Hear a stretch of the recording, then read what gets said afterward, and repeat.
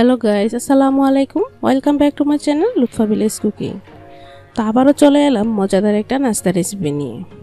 এই নাস্তাটা তৈরি করা খুবই সহজ, আর এটা তৈরি করতে উপকরণও কিন্তু খুবই অল্প লাগে। কিচেনে থাকা মাত্র কয়েকটা উপকরণ দিয়ে কিন্তু ঝটপট এই নাস্তাটা তৈরি করে নেওয়া যায়। তো চলো দেখে নাও কীভাবে এই নাস্তাটা আমি তৈরি করি। আর ভিডিওটা দেখতে দেখতে অবশ্যই একটা লাইক দিবে। আর তোমরা যদি আমার ছোট্ট ইউটিউব ফ্যামিলির কেউ নতুন বন্ধু হয়ে থাকো তাহলে প্লিজ বন্ধুরা আমার চ্যানেলটাকে সাবস্ক্রাইব করে পাশে থাকা বেল বাটনটাও ক্লিক করে রাখবে। আর যারা অলরেডি কাজটা করে নিয়েছো তাদেরকে অসংখ্য ধন্যবাদ। তো বন্ধুরা চলো নাস্তাটা তৈরি করে নিই। তো নাস্তাটা তৈরি করার জন্য প্রথমে নিচ্ছি 1 কাপ পরিমাণ আটা। তো আজকের নাস্তাটা আমি আটা দিয়ে তৈরি করব। তারপর দিয়ে দিচ্ছি একদম চিকন করে কাটা ধনেপাতা কুচি, কিছুটা দিয়ে দিচ্ছি চিলি ফ্লেক্স, স্বাদ মতো দিয়ে দিচ্ছি লবণ, হাফ টিস্পুন দিয়ে দিচ্ছি এখানে বেকিং পাউডার, হাফ টিস্পুন দিয়ে দিচ্ছি এখানে কালো জিরা, 1 টিস্পুন দিয়ে দিচ্ছি এখানে চাট মশলা, আর 1 টিস্পুন দিয়ে দিচ্ছি জিরার গুঁড়া। এখন আমি শুকনো উপকরণগুলো ভালো করে মিশিয়ে নিব।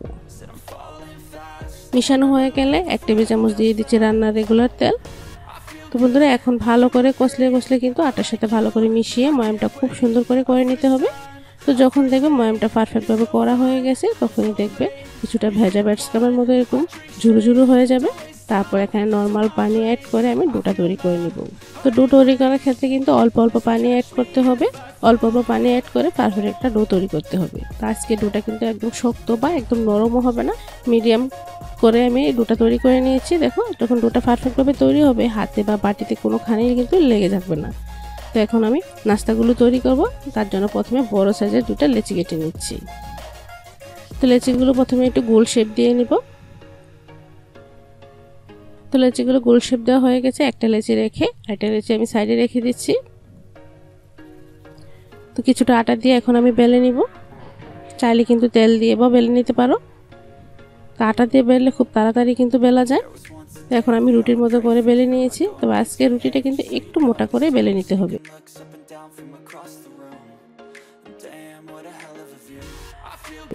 দেখে বুঝতে পারছো কতটুকু পুরুত্বে আমি রুটিটা বেলে নিয়েছি। সবগুলো নাস্তা যাতে একই সাইজের হয় তার জন্য একটা গ্লাসের সাহায্যে কেটে নিচ্ছি। তো তোমরা চাইলে কিন্তু যে কোনো কুকি কাটার দিয়েও কাটতে পারো, এতে করে ডিজাইনটা আরও সুন্দর দেখাবে। তো আমি হাতের কাছে গ্লাস ছিল তাই গ্লাস দিয়ে কেটে নিচ্ছি। সবার হাতের কাছে কিন্তু কুকি কাটার থাকে না, তা চাইলে এরকম গ্লাস বা বোতলের মুখ দিয়েও কিন্তু এরকম করতে পারো। তো দেখো খুব সহজেই কিন্তু নাস্তাগুলো তৈরি হয়ে গেছে। সবগুলো নাস্তাই কিন্তু একই সাইজের হয়েছে। তো এভাবে আমি সবগুলো তৈরি করে নিলাম। এখন আমি ভেজে নিব। তো আজকে আমি 2 স্টেপে তোমাদের ভেজে দেখাবো।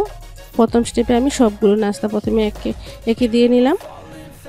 তো বন্ধুরা আমি যেভাবে প্রথম স্টেপে ভেজে তোমাদের দেখাবো এভাবে ভাজলে কিন্তু সবগুলো নাস্তা ফুলবে না, কিছুটা ফুলবে আর কিছুটা কিন্তু ফুলা ছাড়াও থাকবে।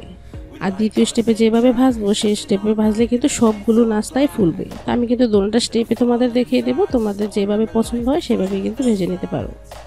তো এখন আমি একটু উল্টিয়ে দিলাম।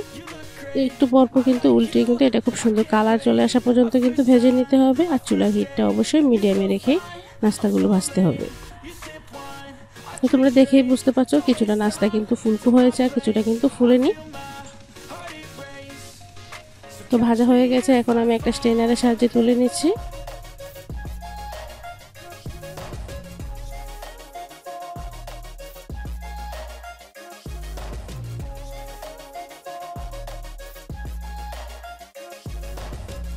তোলা হয়ে গেছে। এখন আমি দ্বিতীয় স্টেপে যেগুলো ভাজবো প্রথমে একটা দিয়ে চামচের সাহায্যে এভাবে একটু চেপে নিতে হবে।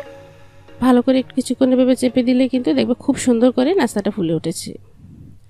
তো এই স্টেপটা ফলো করে যদি তোমরা নাস্তাটা ভাজো তাহলে কিন্তু একদম গ্যারান্টি সহকারে সবগুলো নাস্তা ফুলবে। তো এতে কিন্তু সময় একটু বেশি লাগে। তো দেখো একটা ফুলবে তখন তারপর কিন্তু আরেকটা দিতে হবে। একসাথে সবগুলো দিলে কিন্তু ফুলবে না। আমি কিন্তু তোমাদের 2টা স্টেপে দেখিয়ে দিলাম। তো দেখতে পাচ্ছ দ্বিতীয় স্টেপে সবগুলো নাস্তাই কিন্তু একদম ফুলকো লুচির মতো হয়েছে। এগুলো ভেজে নিয়েছি, ভাজা হয়ে গেছে। এখন আমি গরম পরিবেশন করে নিচ্ছি। চাইলে কিন্তু তোমরা এটা রেখেও খেতে পারো। 1 সপ্তাহের মতো কিন্তু এটা সংরক্ষণ করে রাখা যায়। আর চায়ের সাথে খেতে কিন্তু দুর্দান্ত লাগে।